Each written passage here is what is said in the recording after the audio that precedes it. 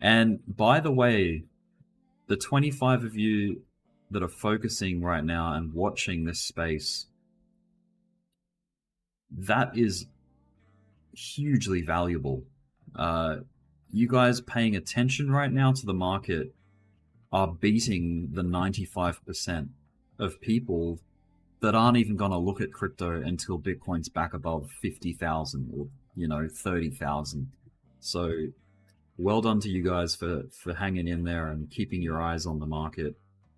Um, millionaires, money is made in these times. Like when things are bleak and there's blood on the streets, you should be thinking, what's the best thing to do?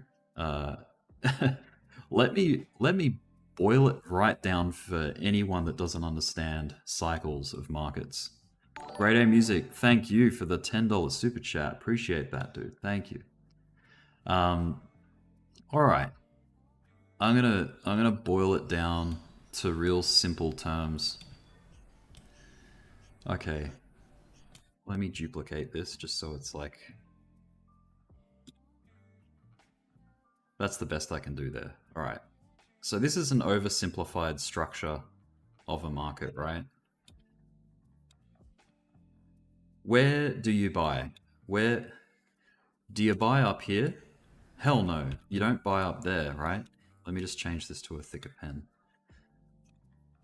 Okay, we buy the dip, don't we? Yes, you buy the dip and you sell the tip. So sells belong on the top in distribution with the smart money, right? Is smart money uh, what do you think they're doing right now? Who do you think's causing the drop? Like I know a lot of it would be the sentiment and the crash, right? The whole FTX drama. But if you're thinking of long term setting up a short position, you know, to see 12 months of bearish further downside, it's kind of like the mentality of people taking long positions at the top of a market, you know what I mean? Like I think there is a whole lot more upside potential in the long term than there is downside. We've already fallen almost 80% off the all-time high. So yeah, I don't think it's stupid to start thinking about averaging in. Like, we don't know where the bottom is. No one knows where the bottom is. I don't know it. Experts don't know. The bottom will be when we get confirmation that that we're getting our higher lows and higher highs on the macro, on the more macro perspective or macro chart. All right. So that's that out of the way. So taking that simple diagram and relating it back to this, to me, this does look like, let me just adjust this. If anything, like we've come off a high and we're dipping, we've come down, simple. What do you do when a dip happens? You buy the dip. I know that you don't, the idea is not to catch a falling knife. You don't want to be buying and putting a house deposit or like, selling your house and buying, in these areas. So, and this is the whole point of something called dollar cost averaging. Dollar cost averaging is when you admit that you do not know where the bottom is. That's the whole point of dollar cost average. So, if you did start buying here, that's okay. Buy more here. If we get another dip, that's okay. You buy more here. If you get another dip, guess what? It's okay. You can average in, right? And it's not about putting all of your money in at one point. It's about trickling in and easing into it. And if you really want to like sort of get it working better for you, you can buy heavier as the dips go down. But the whole point is it puts you into an average position.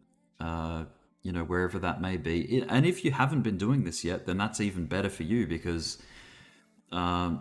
you've avoided putting any chips in, and your position can start a lot lower. And if we do dip, you're gonna have a better overall average for when things recover. You're gonna be in a much better position and be into profit sooner. So yeah, that's the way things are looking at the moment. Now, the most important thing with the crypto and where the market's going at the moment, or yeah, at least for how we're going to get ourselves back into a bull market, is fiat currency, right? How do we buy crypto? We buy it with fiat. How do we measure crypto? We measure it in fiat.